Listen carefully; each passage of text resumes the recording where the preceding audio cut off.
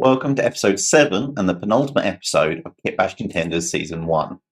Over the past month, 5 contenders have tried to make something absolutely new out of a single sprue, specifically the Hobgrot sprue. As of June the 18th, they've all finished. The final model photos are locked into my hard drive, and voting will soon begin on the models. So how's judging going to work? Judging will be completed in 3 stages. Firstly, the public will be able to vote their favourite models from rank 1st to 5th. This will open tonight, Wednesday the 22nd of June, and run until Saturday the 25th of June at 7 p.m. The public vote is only worth 1/3 of each contender's final score. Then we move on to the judges' vote. The ever-talented and one of my favourite converters, John, aka Chariot, has agreed to judge our entrant's work. This will be done as soon as the final public vote has closed, and John's vote is also worth 1/3 of the final score. Then it moves over to the host's vote, myself. I will complete the same vote in the same way John will, with the exception that in the case of tiebreakers, John's vote will be the final. Therefore, it's now time to do the public vote. Let's move on to our contenders and see their final finished work for you to vote on. Remember, all we're judging here is the conversions, not the paint job. Whilst many of our contenders have chosen to paint their final piece, that will not factor into our judging, nor should it factor into your voting. First up, we have Ben's Squig drawn Chariot. Here he's used a pump wagon from the Blood Bowl team, along with some Squig herd Squigs and other characterful bits to get a real sense of motion into the model. He's turned what is normally quite a static Hobgrot model into a high-speed chariot bouncing across the ground, and really managed to capture action and motion in the piece. With some close-ups on the painting, you can see the detail of each of the components he's included, each carefully selected to fit the theme of a rustic chariot moving rapidly through the undergrowth. The rider's weapons have both been switched to match the new role he's in, with each contender being told to make a hero. It's very much a characterful hero piece on a very dignified Hoggrot chariot. Next up is Grant's Necromantic Hobgrot. For a clever use of Nighthaunt bits, he's allowed the model to gain a sense of arcane majesty, where he's summoning forth the undead from the ground beneath him. This is accentuated with skulls, extra limbs, spikes, and discarded body parts around him. He's used green stuff to bridge the gap, and a very fancy helmet befitting his necromantic status. As you see with the paint added, ethereal smoke has been added coming out of the base to really add the sense that there's undead, creepy shenanigans going off. The extra details in the basing really adds personality to this character, putting them within the setting and lets us understand they're a creepy, unnatural Hobgrot necromancer.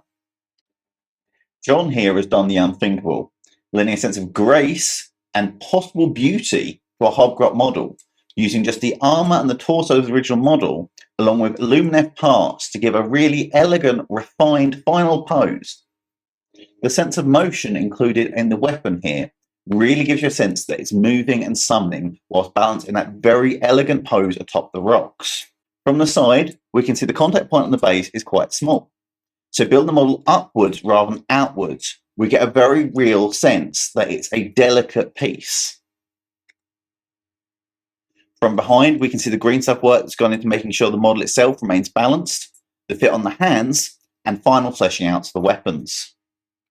Finally, when shifted to a single colour picture, you can see how it looks like a single cohesive piece once it's completed.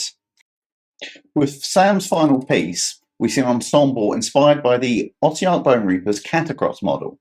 By using clever basing to stick within the 50mm round base sizing for the competition, she used additional models to really flesh out the personality. She set herself the additional challenge when doing so, where each of the additional Grot models mirrors one of Catacross's original companions.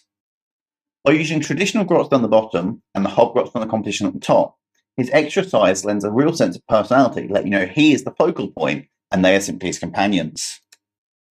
From the side, we can see additional details, from the Birdcager's companion to the Gut Ripper shield being added to the Hoggrot at the top to mirror Catacross's. Finally, look at the model where it's in grey tone. We can see the detail work that's gone into each of these components.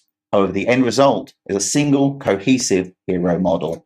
For Will's final piece, clever use of green stuff, additional parts, and well-chosen scenics moves a Hobgrot away from its original faction into a swashbuckling pirate. Will set themselves a challenge of resculpting the chest piece when he didn't use the original Hobgrot's armour. He's also added an additional leg via a bottle that he's sawn down. Each little detail here has been picked out to flesh out the concept. A swashbuckling pirate on the edge of the sea. Move to the side, we see all the little details about the environment around him, building not only the hero, but the environment he fights in, that all tell you who it is and why he's here. The companion of the parrot is a particularly nice touch. I know Will's working with several different companions he could have used here, and with the parrot over the monkey, it really fits into the pirate theme. Finally, looking from the front, when it's completely unpainted, you can see the sheer amount of detail that's going into the basing here. A lot of work has been put to cement this model in the setting as well as the hero. As you can see, each of our contenders has done fantastic work in this series. I had expectations of Season 1, and they've all blown them away in the sheer amount of work they have done. I've converted a lot of Hoggrots myself, but not one of them has matched the standard and the dedication that each of our contenders has put into their final piece. So I'd say I don't envy the judges, but as I am one of them, I don't really envy myself in picking the best out of these 5 very strong candidates. First up, it goes to the public vote. It means all of you have to make your decisions before I do. Well planned. I like it that way. So on the Kitbashed website, the header bar now will say, vote now for your favourite Kitbashed contenders, Season 1, to pick your champion. You'll rank them from first, your favourite, to fifth, also your favourite, but not as favourite as the first, because there are no better contenders. I'm not saying one's better than the other, I'm saying one speaks to you more as a conversion to create a hero from a Hobgrot model. Vote now on the Kitbashed website to help us bring Season 1 of Kitbashed Contenders to its final conclusion and pick our champion.